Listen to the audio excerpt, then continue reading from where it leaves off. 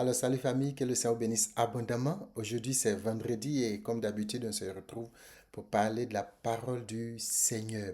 Eh bien, aujourd'hui, je voudrais déjà parler avec vous d'un thème qui est très important, je pense, et qui commence qu'on commence à perdre dans nos habitudes. Vous savez, des fois, vous avez certainement eu des amis qui vous font des présents et puis ça, c'est quand ils sont contents. Et puis, dès qu'ils sont fâchés, ils viennent vous voir. Redonne-moi ce que je t'avais donné, tout ça. Et puis après, vous avez cette relation, mais qui vacille, ça monte, ça descend, il n'y a aucune constance et tout ça. C'est comme si ce sont des personnes dont l'action ou les œuvres dépendent de votre, euh, de, de la qualité de votre amitié ou bien du fait que vous fassiez quelque chose qui leur plaise et tout ça. Et ces genres d'œuvres-là ne durent pas ou bien ne sont pas vraiment considérées. Ça, quand vous avez une chaussure qu'un ami vous a donnée, qu'elle vient reprendre la chaussure, mais quand elle vient vous redonner la même chaussure plus tard ou quelque chose d'autre, vous avez l'impression du, bon, écoute, je sais qu'à tout moment, il pourra. Ça n'a pas vraiment de valeur, n'est-ce pas? Et justement, quand on parle des œuvres qu'on fait, la Bible, Marc cela, parle de cela sous un nom un peu, que je dirais un peu générique. Dans l'Ancien Testament, par exemple, comme dans le Nouveau Testament, on parle de la piété. La piété, on parle de la vocation, en fait, de la dévotion, de la prière, de la méditation de la parole de Dieu, des bonnes œuvres qu'on pose. Et ce sont des choses, ce sont ces éléments-là qui font partie de ce que on appelle la piété. Dans l'Ancien Testament, il y a un mot qui est beaucoup utilisé, il y a d'autres mots autour, mais il y a un mot qui est beaucoup utilisé, ça s'appelle kesset. Kesset en hébreu qui parle de bonté, qui parle de miséricorde, qui parle de fidélité. Ce mot-là, par exemple, on le trouve 240 fois à peu près dans l'Ancien Testament. Et c'est le même mot qui est utilisé, par exemple, par Néhémie. Quand vous lisez Néhémie chapitre 13, quand il parle, quand il prie, qu'il parle à Dieu, qu'il s'adresse à Dieu, on voit qu'il dit à Dieu, souviens-toi de ma piété, de mes bonnes œuvres que j'ai fait en faveur du peuple. Donc ça, c'est un mot important. Il y a un autre mot qui s'appelle sekao et qui veut dire méditation, dévotion, prière, rêverie. Et ça, on le trouve dans Job 5 quand Eliphaz parle à Job. Voilà. Donc, ce sont des mots, c'est vraiment la piété a été présent beaucoup dans ce mot a été présent beaucoup dans l'Ancien Testament parce que les gens montraient leur attachement à Dieu à travers leurs œuvres, n'est-ce pas? Il y avait beaucoup de choses pour tu fais quelque chose qui montre que tu aimes vraiment le Seigneur. Cela est valable encore aujourd'hui, n'est-ce pas? Osée chapitre 6 par exemple, le Seigneur dit, il dit car j'aime la piété et non les sacrifices. Vous voyez, parce que dans le même chapitre d'Osée 6, à partir du le verset 4 précisément, le Seigneur dit à Judas, je ne me rappelle plus si c'est bien Judas ou en tout cas une tribu ou deux des enfants d'Israël, et il a dit, votre piété est comme la nuée, n'est-ce pas? Est comme la nuée du matin, c'est comme la rosée qui bientôt va se dissiper, qui va bientôt se dissiper. Donc, cette piété-là, c'est comme je disais au début, ces amis-là qui font des œuvres aujourd'hui et demain, ça n'existe plus parce que ces œuvres-là sont vraiment très superficielles et toutes ces choses-là.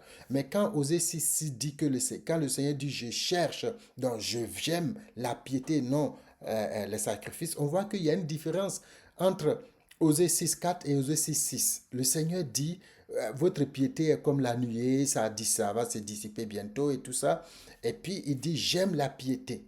En fait, c'est quasiment le même mot. En fait, c'est le même mot, ok, que cette qui est utilisée. Mais ici, on voit que le Seigneur met une nuance entre la piété qui est issue d'œuvres qui vont tout de suite disparaître et la piété que lui, il aime. Eh bien, quand on arrive dans le Nouveau Testament, on va voir un mot important donc, qui s'appelle Eusebia. Donc, la piété dans le Nouveau Testament en grec utilise le mot Eusebia et qui parle de révérence, qui parle de respect envers Dieu.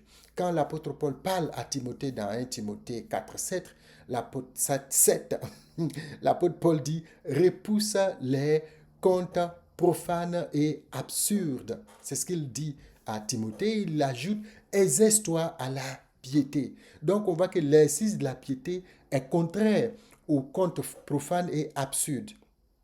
Il y a des contes où on raconte, oui, tel était gentil, il a fait ceci, il a fait. Ce sont des choses tellement superficielles. L'apôtre Paul dit, il faut les repousser. Il faut t'éloigner de ces choses et toi, exerce-toi à la piété. Donc ici, quand on arrive à ce stade, on voit dans l'Ancien Testament, la piété, le Seigneur même l'a traité souvent de superficielle, de quelque chose de volatile. À un moment donné, il cherche des gens qui ont une vraie piété. L'apôtre Paul dans 1 Timothée nous dit, la piété résulte d'un exercice. Exerce-toi à la piété. Donc, il faut un exercice, il faut un effort, il faut une abnégation, il faut donc euh,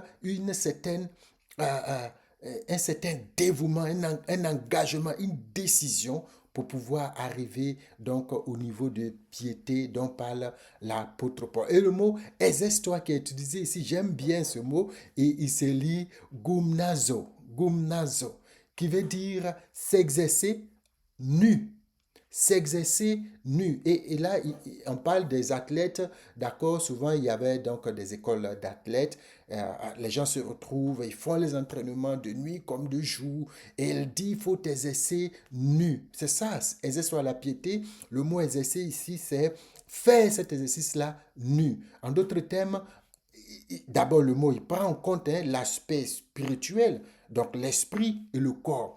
Et quand on fait l'exercice physique, on entraîne aussi notre esprit.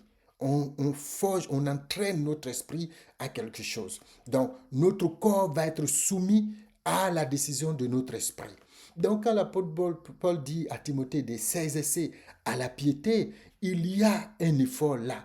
Le fait d'être nu, il dit qu'il traite durement son corps, n'est-ce pas? C'est ce que lui-même dit, il traite durement mon corps. Donc, ici, on voit que c'est important de pouvoir ne pas avoir peur parce que quand vous entraînez nu, ça veut dire les intempéries, la chaleur, le froid et toutes ces choses-là, vous voulez donc les niveler, vous voulez donc les annihiler.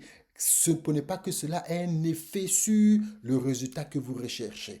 Donc, on voit par exemple avant, je ne sais pas si, si ce sont des comptes aussi, mais on disait à l'Académie Mimosifcom, parce que je suis un actionnaire, d'accord? En fait, je n'ai pas d'action, mais je suis Potlasek. Donc, voilà. Et là-bas, il semblerait que les ététos, on apprenait que les gens s'entraînaient dans le sable, souvent dans de l'eau, tout ça. Pourquoi? L'objectif, c'est de faire en sorte que les pesanteurs qui sont là soient annulés. Et on a vu quand ils sont sortis, d'accord, on a remporté, je ne sais pas c'était quelle coupe, c'était merveilleux. On a vu des enfants tout petits, malmenés, des grandes personnes, 3 buts à 1 ou je ne sais pas combien, mais c'était extraordinaire parce qu'ils ont travaillé, ils se sont exercés. Et quand ils sont sortis, l'expérience a montré que c'était waouh. Donc, comment on arrive à la piété? C'est pas l'exercice. On ne se lève pas, on peut faire des actes spontanés, mais ce n'est pas la piété. D'accord? La piété demande des efforts. Et le fait d'être nu, c'est de ne pas avoir peur de ce qui va se passer. Parce que souvent, il y a des actes de piété qu'on va poser qui vont nous pincer le cœur. Voyez? Vous avez reçu quelque chose, vous pensez en avoir besoin, et puis tout de suite le Saint-Esprit, puisqu'on est dans la période des Pentecôtes, le Saint-Esprit vous dit, donne ceci à tel frère. Ah, pourtant, tu en as besoin. Voilà. Donc, souvent, c'est très important. Et le fait d'être nu, c'est s'exposer. D'accord? Quand on est nu, on est exposé. On s'expose à la vérité de la parole de Dieu. On s'expose à la parole de Dieu à travers la prière, la méditation, à travers donc les bonnes œuvres, à travers l'évangélisation. C'est vraiment tout ce qui va montrer que Christ vit désormais en nous et que ce n'est plus nous qui vivons, mais c'est Christ qui vit dans nous. Donc ça, c'est très important.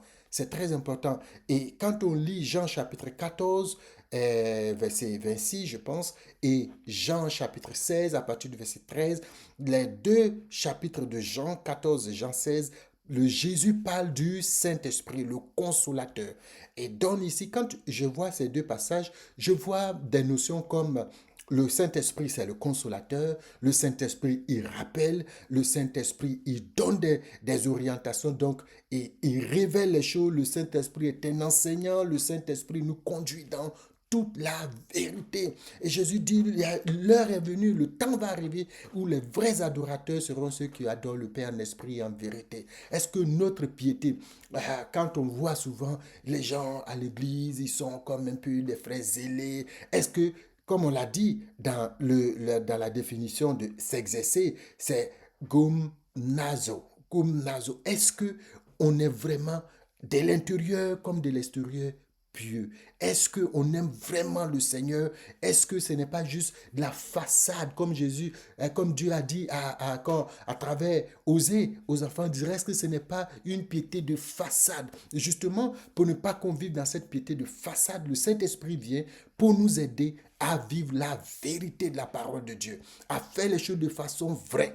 Déjà en nous exposant à Dieu, en étant vrai devant Dieu. Seigneur, c'est vrai, j'ai l'apparence, d'accord, de quelqu'un qui aime le Seigneur, mais au fond, je sais que ce n'est pas facile et que je ne suis pas tel que les gens pensent que je suis.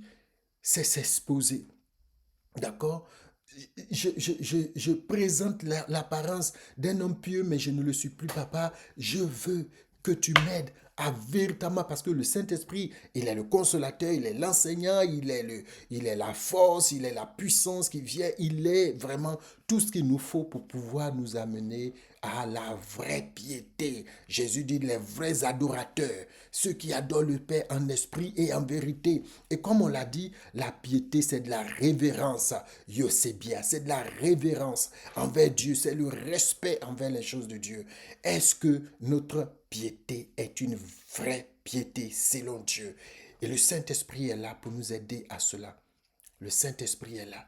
Je prie que le Seigneur, alors que nous allons célébrer la Pentecôte selon ce week-end, ce week-end qui arrive, aujourd'hui c'est vendredi, samedi, dimanche, on serait en train de célébrer un peu partout, on parle du Saint-Esprit, mais le Saint-Esprit, il n'est pas là que pour parler de lui, il veut travailler dans nos vies. C'est là le résultat qui recherche. Non pas qu'on parle de lui, c'est la fête du Saint-Esprit, joyeuse, c'est pas comment on dit, joyeux Pâques ou bien joyeux quoi, Pentecôte, des trucs comme ça. Mais à la fin, il faut que cela ait un sens réel dans notre vie, une application visible et réelle dans notre vie à travers nos actes de piété, à travers la qualité de notre vie. Donc que le Seigneur te bénisse abondamment. Célébrons le Seigneur, vivons la piété vraie selon le Saint-Esprit. Soyons des guerriers, soyons des gumnazo, des personnes qui s'exercent à la piété, qui sont des gens abnégants, qui sont des gens d'abnégation, qui sont des gens qui sont déterminés à vivre la vraie révérence, le vrai respect envers Dieu et envers les hommes. La piété, c'est le corps, c'est l'aspect visible, mais c'est aussi l'intérieur, l'esprit. Sois béni et à bientôt.